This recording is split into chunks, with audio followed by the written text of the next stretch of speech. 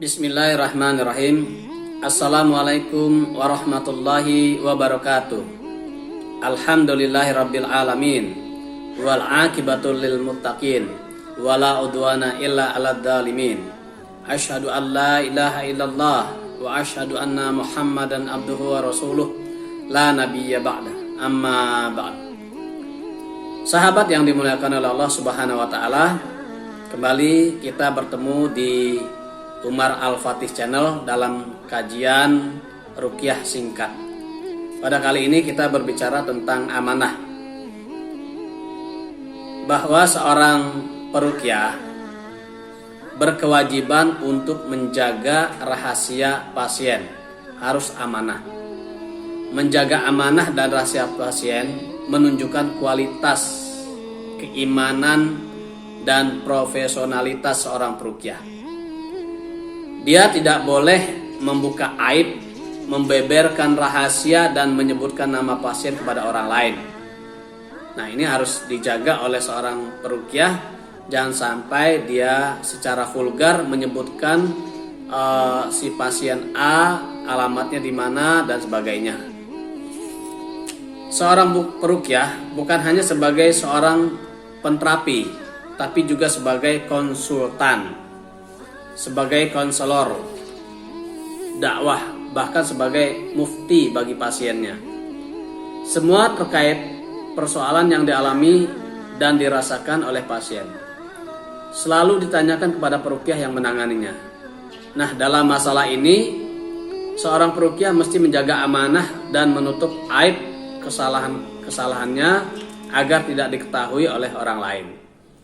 Jika terpaksa harus menceritakan kepada orang lain sebagai pelajaran dan ibroh saja, maka penyebutan nama dan identitas tidak perlu disebutkan.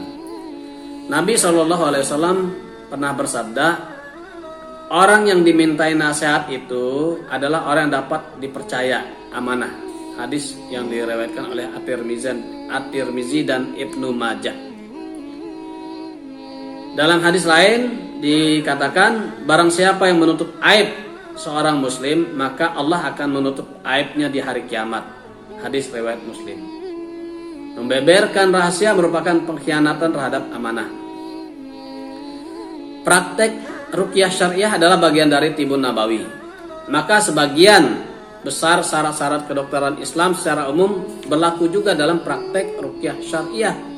Sebagaimana seorang dokter diwajibkan mampu bersikap amanah dan menjaga rahasia pasiennya, maka seorang peruqyah tentu lebih ditekankan dalam masalah ini.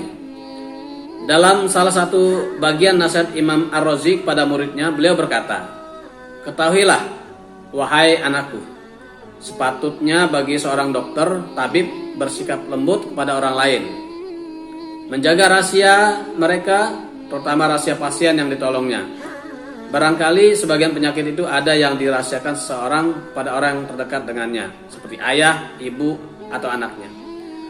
Mereka merahasiakan itu kepada orang-orang terdekat mereka, tapi mereka ungkapkan kepada dokter karena darurat. Nah, dalam praktek ruqyah juga demikian.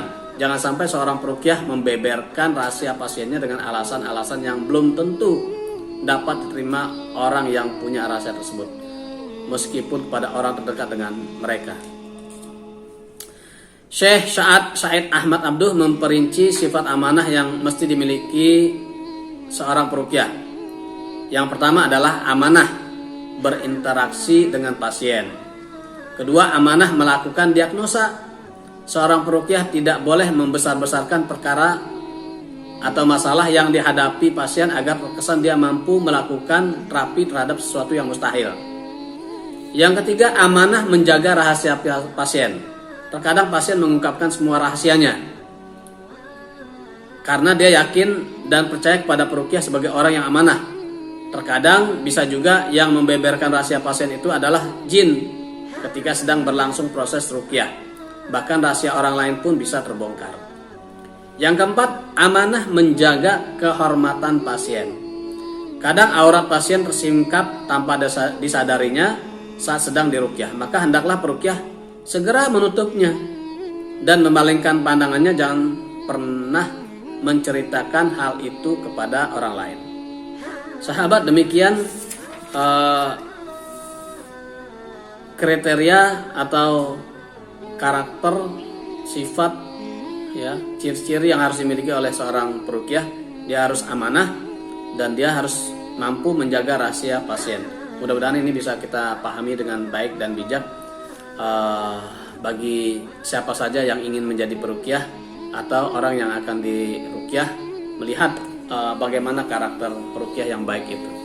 Mudah-mudahan bermanfaat. Aku qouli hadza. Assalamualaikum warahmatullahi wabarakatuh.